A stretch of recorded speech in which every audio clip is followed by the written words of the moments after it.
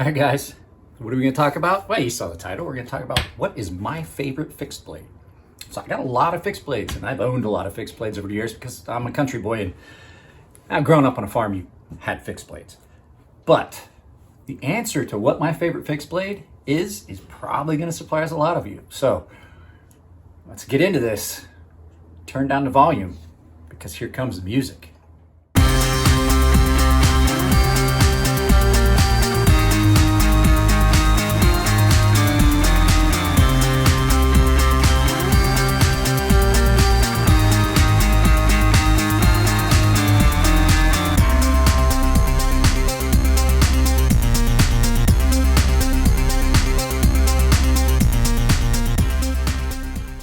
So, like I said, over the years, I have owned a ton of fixed blades. I was in the military. Fixed blades were ubiquitous when you went on deployments and things like that. You carried a fixed blade. They were reliable, easy to use. You didn't have to worry about opening and closing. It's a lot of the reasons why this got developed. This was a replacement for a folding knife if you wanted a fixed blade, but was in the same size and price category.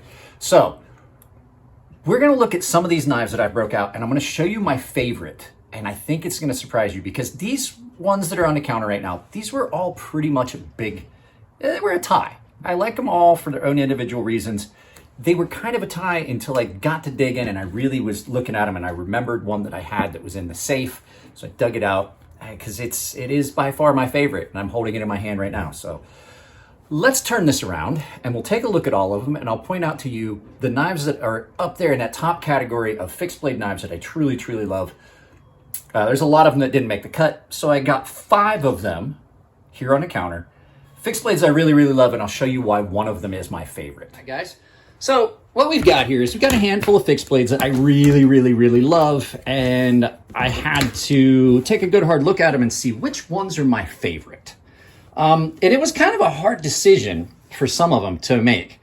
So let's just go ahead and get into it. The first one that popped into my head was this old school Bowie from Puma Knife Company. Now, Puma is not as good as it used to be. You can see I've had this is old. This was new old stock. I bought this. This was not brand new when I got it. It has been carried a few times, but the old school Pumas were really, really nice. They really were, and I love this one. This knife was basically new old stock. The only thing that had really gotten beat up on it was the sheath. I still have the original box. This is circa 1980, I believe, that they were doing these ones like this. A lot of them are made in Taiwan now. This one was actually made in Germany. This is the original old school printing on it, circa 1980, 1990 time frame. My father has an old Puma Hunter's Powell. Incredible, incredible knife. So is this. Built like a tank, guys. Full stag handles. Really, really well done. Hand done rivets. Well, they look hand done. Stag handles. The guard on it gives you that thumb stop there and the finger guard. Really well done blade. It is in a 440, but man, this thing takes a screaming edge. Always has. Heat treat on it, I think, is about the best of any of the 440 I've had. This is, like I said, an older school one. But the problem with this one is lots and lots of blade. Not as much handle to hold on to as I would like to make it my favorite, but still way up there. It even has the HRC, the Rockwell test in it. Beautifully done swedge, all of that. So of all of these knives, I would have to say I think this one has the best sheath, in my opinion. So you've got a nice built-in, belt loop. You've got a little strap that you can go through the knife hole here and wrap it around and then bring it back through. So the knife there's no chance the knife's gonna fall out. Leg loop for when it's on your leg so it doesn't slap around.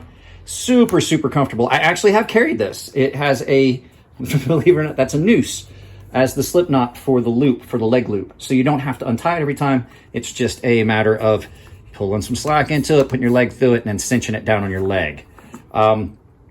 Not at all an issue. You can lash it to things with both of these if you want. Sorry, I'm trying to get into focus, but this is not a little knife. Gorgeous knife. Like I said, one of the best sheaths I've ever had on a knife. So that leads us right to the next one because they're kind of similar. This is the Gerber Harvey Hunter that I was issued. I carried this for a long time. This was a really nice knife. It takes a really good edge. This is a really, really, really good representation of Gerber. I know that their quality has dropped off a little bit, but this one, not as much. This back in the day, they were great. This knife is, it's a solid tang, full tang construction with a rubberized grip on it. Nice big swell and everything on it. It's got jimping in the rubber. Sheath on this one is also really nice. It actually locks in. As you can see over the years, I have managed to get a little bit more slop in play. You got the belt loop that you can take off. You can lash it. You can go through belt loops. You can go through holes. You can lash this to your gear if you want. So really, really versatile. But it didn't make my favorite. And there's a couple reasons why. Well, one, in hand, it is really comfortable.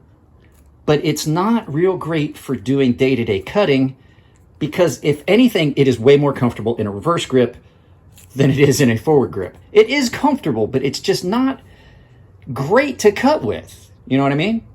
So, it's still a great, great knife. And I think that for the purpose that it was designed for, as a hunting knife, it's probably excellent. As a tactical carry, not as much, I don't think. I really don't think it is.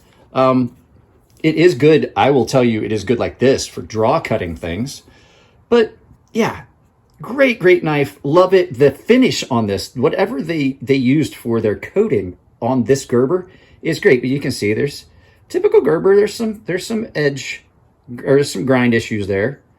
A couple low spots in the grind that don't marry up on this. So not the winner. Not the winner. But it came in not too far back in the group. Now, I know a lot of you guys are probably expecting that this is the one that's going to take my favorite or my sea snake. He's like, oh, he's just not showing it. Or stonefish, let me move that. We'll get this in focus. This knife, I'm going to tell you right now, it was really hard not to make this my favorite. But the thing is, as great as this knife is, and as much as I love my design here, I can't say it's my favorite because it's limited. It is limited in a lot of things. This knife is really thin. It is really thin. I have actually bent the tip on it during testing. If you can see it, the tip goes over a little bit. I did that. That's my fault. It is a thin tip, and I was trying to push this knife to its maximum capabilities. It just can't do some of the things that these other knives can do. Now, for day-to-day use, is it almost perfect? In my opinion, yeah. I find that this is just about as perfect as I would want a small fixed blade, because I carry this a lot of times in lieu of a folding knife because I don't have to worry about opening and closing. I just put it right back in the sheath. Super thin, and there's a definite difference between the way a fixed blade feels in hand compared to the limitations you have with a folding knife. And I'm going to pull one out of my pocket here and show you. This knife, don't get me wrong, this knife is great, and it's going to get another video here before too long, and I refinished it. But there's limitations in the way a handle, even though these are really similar, and you can tell that definitely took my knife making classes from Elliot. You can definitely see who taught me how to make knives. These knives are really similar. However, it's still not the same. There's differences. You got pocket clips, you got cutouts and things like that detract from the way the knife feels in hand. Is this a great, comfortable knife? Yeah. But is this more comfortable? Absolutely. But it's still not my favorite because it is limited. So that leaves us into a realm that people wouldn't think. These are both cold steel knives, guys. Both of these, cold steel. This is a cold steel Sisu. It has been used to the point where I cut something. I cut vegetables or fruit or something with it. And the marking that was down in the etching here where it says Sisu by Cold Steel, the San Mai construction, it actually came off. I think I was cutting pineapple with it, and the acid in the pineapple just ate it off that polished blade. But it was marked. This is the Cold Steel Sisu. This is a discontinued model. Now, it's not a full tang. It is a rat tail tang. Micarta handles. The silver nickel bolsters, and this is their Sanmai 3 steel. This knife was the first knife I ever did a video of when I had another YouTube channel that got taken down. I only ever had like 2 videos on it. I got discouraged with what I was doing, and nobody liked the videos. So I took those down. This was the very first knife I ever did a video on, even though I have a video that was my first video on this channel. This knife is amazing. I'm not gonna lie. This knife it gets used. Look, I've had this forever. So you could go back and look back when these were actually available and still see. This one and this one are a toss-up. And I'm gonna tell you there's one reason why this knife won. Nothing to do with sheaths, nothing to do with handle material. You can see this is micarta as well. It has everything to do with how this knife feels in hand. See that big palm swell? And not just that. This knife is a big, beefy, well-ground, outdoor style knife. This is based on the Pendleton Custom Hunter, Lloyd Pendleton Customs that he made, and they took this design and they duplicated it extremely well. Red linen liners, red linen micarta liners, pin construction. You can see your full tang. It's got a tapered tang, out of character for a cold steel knife. Tapered tang. The handles are gorgeous, super, super comfortable. This bolster on it is pinned on, and it is, everything about this knife was executed extremely well. This knife still has its original factory edge on it. That's how well this is held up. And this knife has been used. This knife gets used to cut when we buy bulk food. This gets used. It is so comfortable in hand. And the fact is, it is so beefy. I can't keep things in focus today, guys. I'm sorry. It is so big and beefy and thick behind the edge, or thick at the spine, that you know that you're not going to have any problems with this. If I needed to take this knife out and I was in the field and I needed to pound it through a hip joint on an animal, if I needed to get into something and if I hit bone, I have no doubts that this knife would hold up to anything I would give it.